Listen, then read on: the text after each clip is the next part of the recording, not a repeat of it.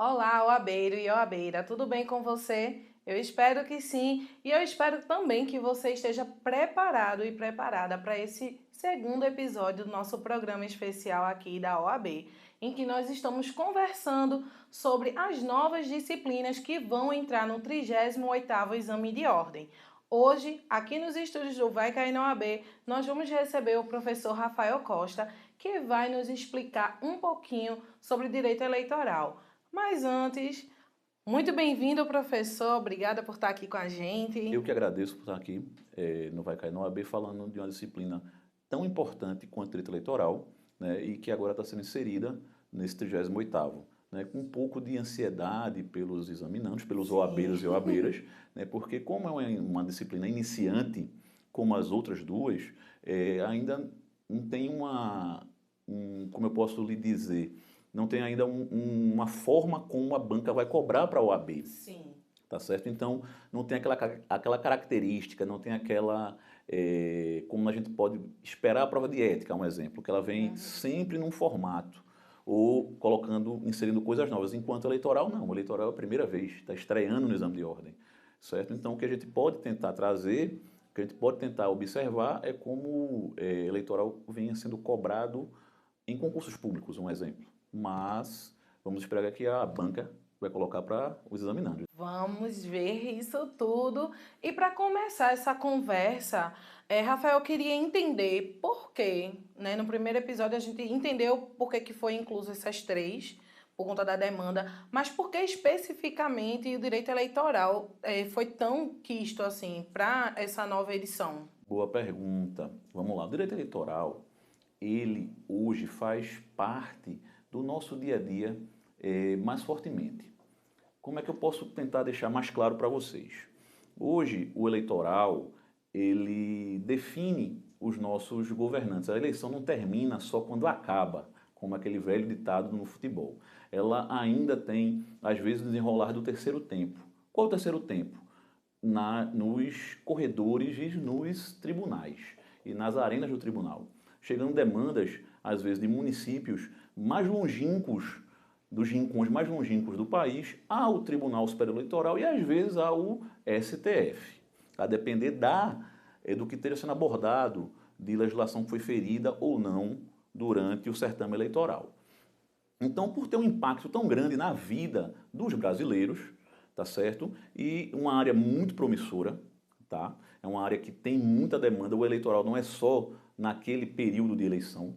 O eleitoral dá para a gente dizer que hoje é uma área bem perene para o advogado, que está especializado naquelas demandas. E hoje nós temos muito poucos advogados especializados na demanda de eleitoral, na demanda de trabalhar com o eleitoral. E não falo só Sim. nos estados, eu falo questão Brasil. Os nomes são sempre os mesmos e os nomes são de há 20 anos que trabalham com aquele meio, com o eleitoral, que são doutrinadores, professores, são pessoas que estão dentro dos tribunais superiores e regionais há muito tempo e sem uma rotatividade do advogado. E Entendi. muita gente diz, eu não gosto de política, então não quero eleitoral, não quero saber. Uhum. Mas o eleitoral está muito próximo do nosso dia a dia, porque com a eleição, com os nossos representantes, é que se modificam as leis. Então, Exato. o advogado não pode ficar distante Aqui da aqui da situação, situação nem né? distante da política, porque a política está todos os dias e os nossos representantes é que fazem a sua legislação, que nós vamos aplicar, seja ela eleitoral, penal, financeira, previdenciária, como for. Entendi. E eu acredito que você que está aí do outro lado deve estar querendo entender por onde começar a estudar. Então, professor, por onde que o nosso OABeiro ou a OABeira vai começar os seus estudos em eleitoral? Lembrando, né, que não tem provas anteriores para se basear, né, para entender como é que vai ser cobrada na OAB. Perfeito, vamos lá. O principal eixo de estudo de qualquer disciplina, seja ela para OAB ou para concurso, chama-se Constituição Federal. Na Constituição, dos artigos 14 ao 121 da Constituição Federal, estão lá descritos as normas basilares do eleitoral, tá certo? A Constituição dá o eixo, dá o norte de como é que você vai começar o seu estudo. Além disso, como todo ramo do direito, tá certo? O direito eleitoral, por ser um ramo também do direito público, ele tem os seus elementos e suas fontes. Então, quais são as fontes do direito eleitoral? São as fontes que baseiam todos os outros ramos, que são costumes, legislação, jurisprudência. Onde é que a gente vai achar a legislação? Primeiro ponto eu já falei, Constituição Eleitoral. Depois nós vamos para Constituição Federal. Depois nós vamos para legislação de partidos políticos, a lei das eleições, tá certo? São esses 3 pontos e também o Código Eleitoral, certo? Apesar do nosso Código Eleitoral ser um Código Eleitoral de 65, tá? Que tem mais de 50 anos, está sendo, passou pela Câmara Federal o projeto do novo Código Eleitoral. Sim. Tá certo? Só não foi utilizado na última eleição de 2022 por causa de um dos princípios eleitorais, que a gente vai falar mais na frente. Tá certo? Que também, OABeiros, é bom vocês, além desses pontos que eu te falei de começar o seu estudo, você também tem as fontes do direito eleitoral, e uma dessas fontes do direito eleitoral são os princípios. Tá certo? Assim como o direito civil, assim como o direito constitucional, assim como o direito penal. Além dessa dúvida, né, de por onde começar a estudar, é também muito importante a gente entender como é que vai mudar a dinâmica da prova. E aí eu queria que você trouxesse, professor, quais são essas principais dúvidas que surgem a partir da inclusão do direito eleitoral. A prova da OAB continuará com as 80 questões. Quando o Conselho Federal aprovou a inclusão dessas 3 disciplinas, foi feito um estudo juntamente com a aplicadora da prova, que é a FGV, para a inclusão dessas disciplinas sem, no entanto, aumentar o número de 80 questões. Tá? Então foram tiradas questões de algumas disciplinas, uma de cada, para poder colocar as questões em eleitoral, em previdenciário e em direito financeiro. Então ficou 2 questões em cada uma dessas 3 disciplinas estreantes. Tá certo?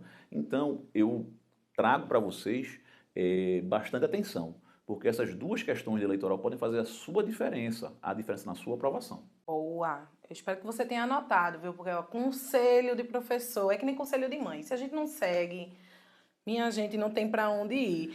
Professor, eu queria aproveitar e perguntar a você sobre as resoluções do TSE. Qual a importância dessas resoluções para o OABeiro se atentar na hora da prova? Uma das fontes do direito eleitoral de estudo são as resoluções do TSE. Quando a gente fala em fontes na codificação e nas leis esparsas, as resoluções se encaixam como legislação esparsa.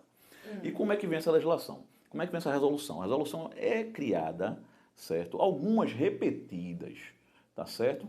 Mas adaptadas à nova realidade daquele período eleitoral.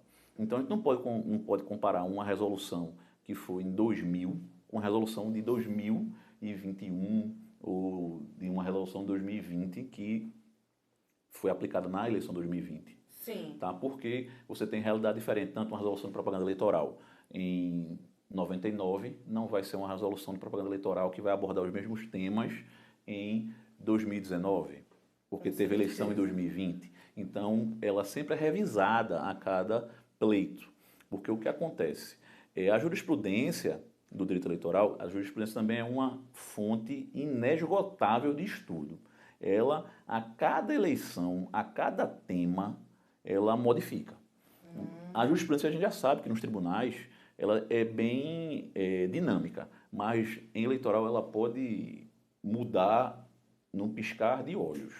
Entendi. Pois o que poderia estar quando você tem um tribunal como o Tribunal Eleitoral colocado, que não é um tribunal próprio, que tem juízes próprios, e sim juízes que vão para lá na composição que está na Constituição Federal, então você tem entendimentos diferentes. Você tem juízes, no caso do tribunal aqui, na hora que você vai para o tribunal mesmo, na segunda instância, que são indicados pela OAB, como quinto constitucional. E são juízes que passam um período, certo? Eles não ficam lá ad eterno como é o quinto constitucional Sim. do Tribunal de Justiça.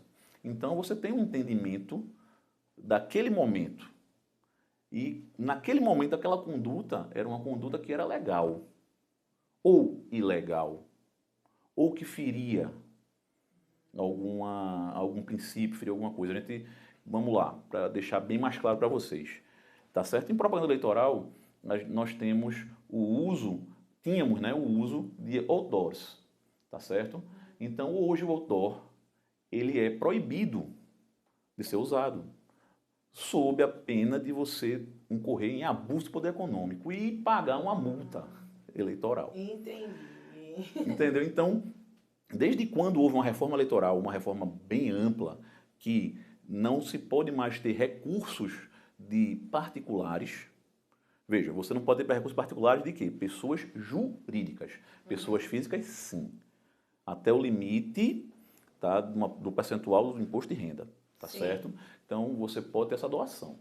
Mas hoje, a eleição, e lembre-se, a eleição custa dinheiro. E esse dinheiro que se custa, hoje sai do bolso do contribuinte. Então, tem que ser fiscalizado e tem que ser bem versado, bem gasto. Então, na hora que você abusa do poder econômico, você tem um valor que você recebe, que é determinado por legislação. Mas se você passa disso, então você teve um patrocínio ou seu, que passou do seu limite de gasto, ou de alguém que está lhe financiando, que passa do limite do gasto que é colocado. Então, todos esses limites de gastos são definidos pelas resoluções do Tribunal Superior Eleitoral. Além das resoluções do TSE que você citou, também dos princípios e a jurisprudência, né, que é super importante como fonte, tem mais algum outro caminho para ser estudado, para ser revisado, para poder não se ferrar, né? Porque pode vir uma prova. A gente não sabe como é que vai ser apresentada essa prova para o candidato. Uhum. E como você mesmo apontou, né? Duas questões podem ser assim cruciais, e aí vai duas de eleitoral, vai Isso. duas de financeiro, vai duas de previdenciário. Se de duas em duas acaba fazendo um montante da prova. Isso. Então, quais são os outros pontos de atenção que quem está aí do outro lado nos assistindo pode ficar atento para realmente ficar de olho e não acabar se prejudicando? Eu sempre falo que as resoluções hoje em dia são as maiores fontes de questionamentos e que a banca pode explorar. Porém, a gente não pode deixar de lado o estudo da Constituição. Porque na Constituição está as garantias e capacidades de poder disputar os cargos eletivos.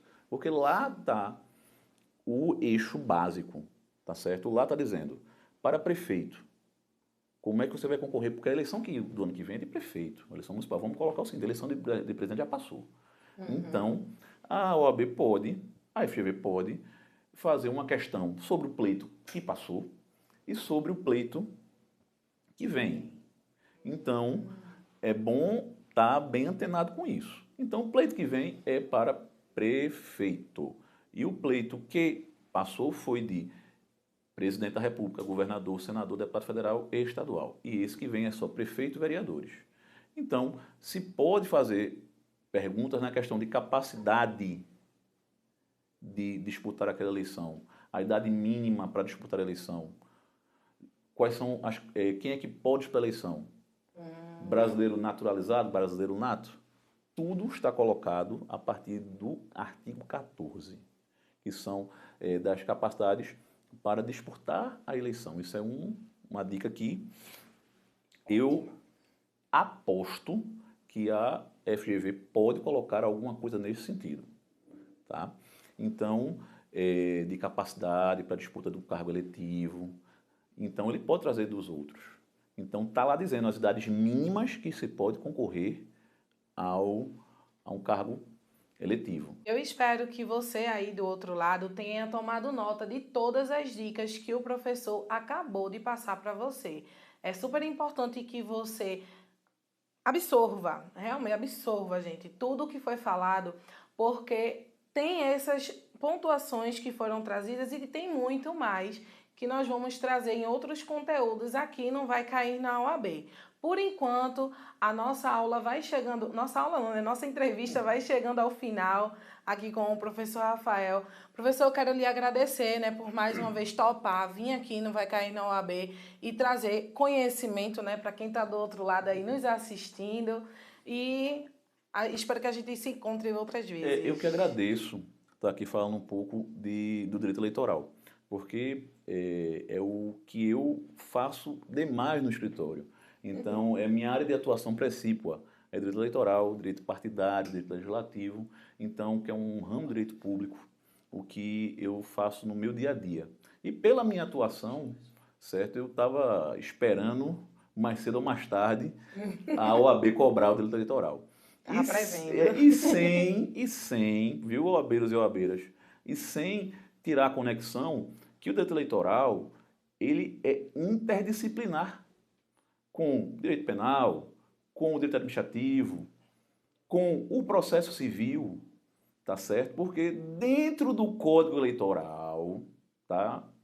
Sem esquecer isso, dentro do Código Eleitoral, estão dito as normas, estão dito como funcionará o processo eleitoral. Mas, na falta do direcionamento, vocês sabem quem vai na lacuna, o Código de Processo Eleitoral, o Código de Processo Civil é que vai ajudar o eleitoral no andamento do seu processo, nos seus julgamentos.